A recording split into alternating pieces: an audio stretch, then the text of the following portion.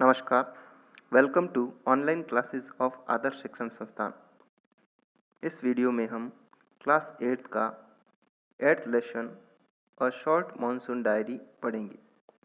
जैसा कि चैप्टर के नाम से ही स्पष्ट है, एक संक्षिप्त मॉनसून डायरी अर्थात इसमें मॉनसून के मौसम के बारे में संक्षिप्त रूप से बताया गया है। डायरी एक रिकॉर्ड होता है जिसे व्यक्ति अपने निजी अनुभवों और डेली लाइफ में किए गए कार्यों का विवरण लिखता है।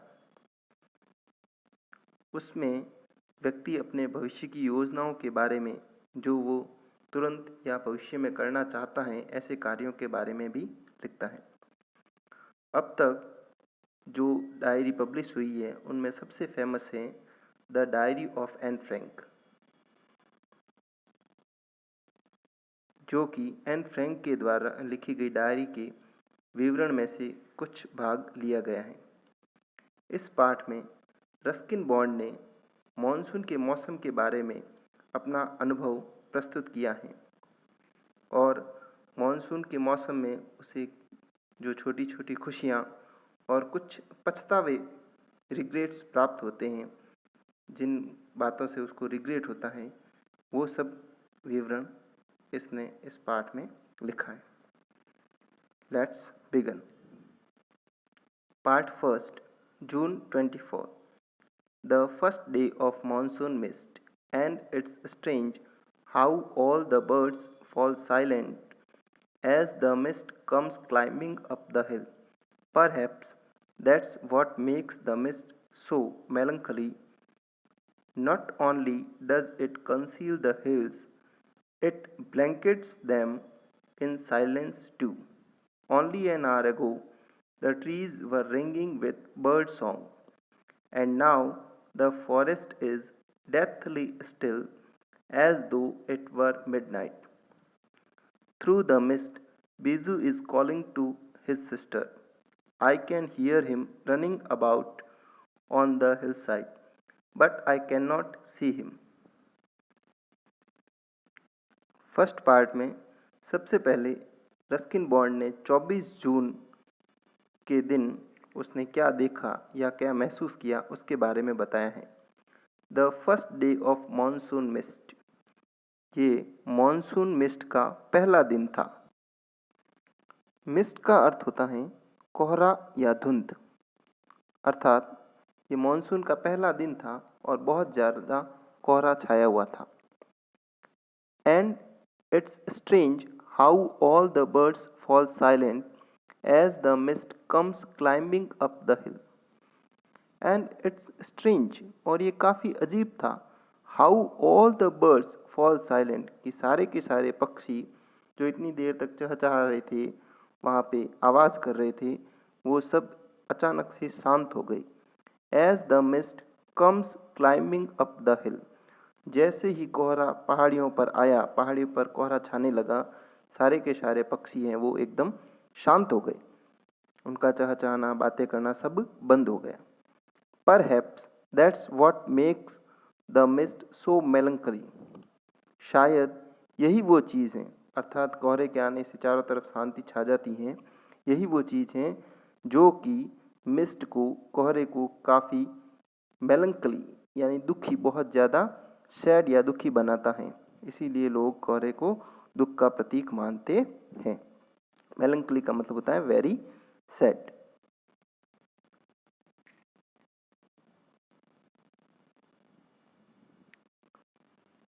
Not only does it conceal the hills, ये न केवल पहाड़ियों को कंसील करता है, कंसील का मतलब होता है छिपाना, यानी कि कोहरे के आने से न केवल पहाड़ियाँ छिप जाती हैं, it blankets them in silence too, ये उनको शांति की चादर भी उड़ा देता है, शांति की ब्लैंकेट भी उड़ा देता है। अर्थात उसके आने से पहाड़ियों पर चारों तरफ सन्नाटा छा जाता है। दिखाई तो नहीं देती है, कोई बात नहीं, लेकिन उसके अलावा उसके जो पहाड़ियों को शांति की कंबल उड़ा देता है, जिससे कि चारों तरफ शांति छा जाती है। Only an hour ago the trees were ringing with bird song, केवल 1 घंटे पहले जो पेड़ बर्ड सॉन्ग, पक्षियों के गानों से, पक्षियों की चहचहाट से गूंज रहे थे। And now the forest is deathly still, और अब जो सारा जंगल है वो मृत प्राय शांत हो गया। डेथली यानी मृतक की तरह, स्टिल का मतलब होता है शांत हो जाना, अर्थात अब चारों तरफ फॉरेस्ट में, जंगल में शांति छा गई है। एज दो इट वर मिडनाइट, जैसे कि मध्य रात्रि हो गई हो। यानी 1 घंटे पहले तो बहुत ज़्यादा चहचहाट थी, पक्षियों की आवाज़ें सुनाई दे रही थी, लेकिन अब पूरी तरह से शांति छा गई है, जैसे कि सारा जंगल है वो मृत प्राय हो गया हो। Through the mist Biju is calling to his sister, और उस कोहरे में जो बीजू है कोई व्यक्ति, वो अपनी बहन को पुकार रहा है। और लेखक कह रहा है, I can hear him running about on the hill side, मैं उसको पहाड़ी की तरफ भागते हुए सुन सकता हूँ। यानी आवाज़ आ रही है जिससे मुझे लग रहा है कि बीजू पहाड़ी की तरफ भाग रहा है। But I can not see him, लेकिन मैं उसको देख नहीं सकता। कोहरा इतना ज़्यादा है कि मुझे बीजू दिखाई नहीं दे रहा है, केवल उसकी आवाज़ आ रही है, वो अपनी सिस्टर को पुकार रहा है और भागता हुआ प्रतीत हो रहा है। तो इस प्रकार से कोहरा चारों तरफ पहाड़ी पर छाया हुआ है, जिससे कि आवाज़, पक्षियों की आवाज़ें भी बंद हो गई हैं, कोई भी दिखाई नहीं दे रहा है, केवल बीजू की आवाज़ आ रही है जो कि अपनी बहन को पुकार रहा है। नेक्स्ट जून 25, अब 25 जून के बारे में बता रहा है लेखक। Some genuine early monsoon rain, warm and humid, and not that cold high altitude stuff we have been having all year. The plants seem to know it too, and the first cobra lily rears its head from the ferns as I walk up to the bank and post office. The mist affords a certain privacy.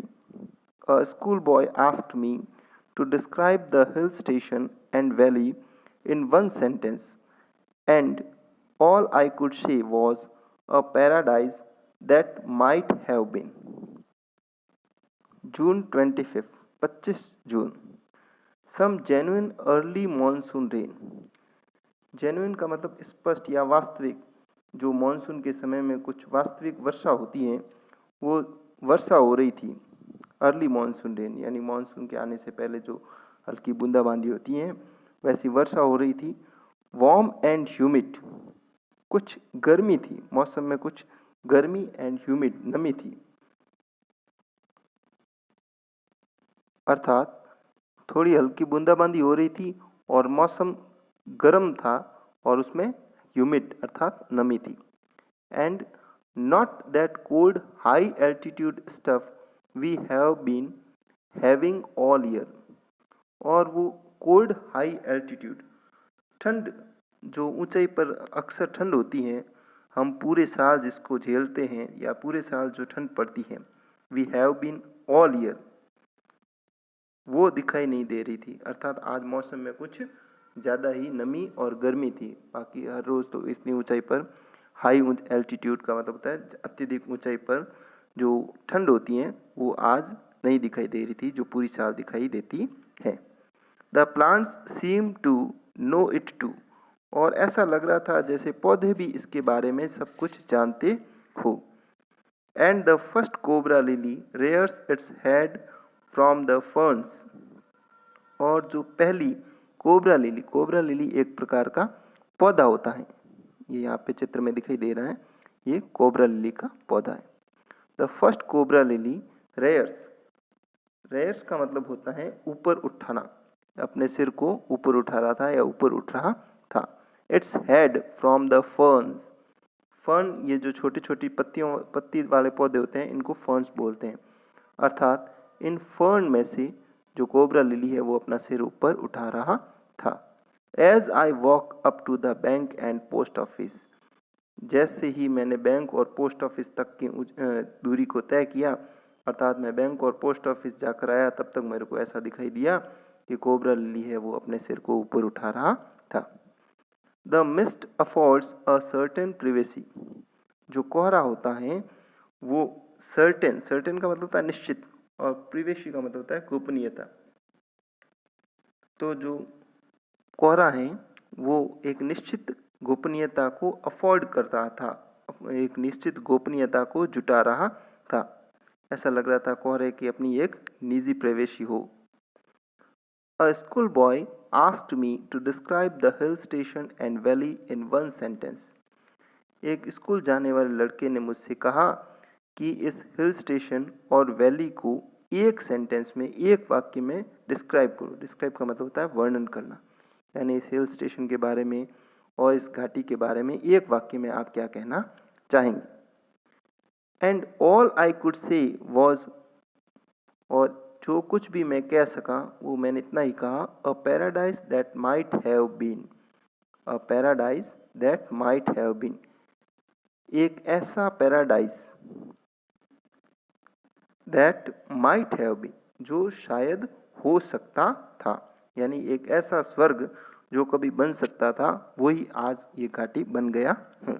अर्थात ये घाटी जो है वो स्वर्ग जैसी प्रतीत हो रही है। Thank you.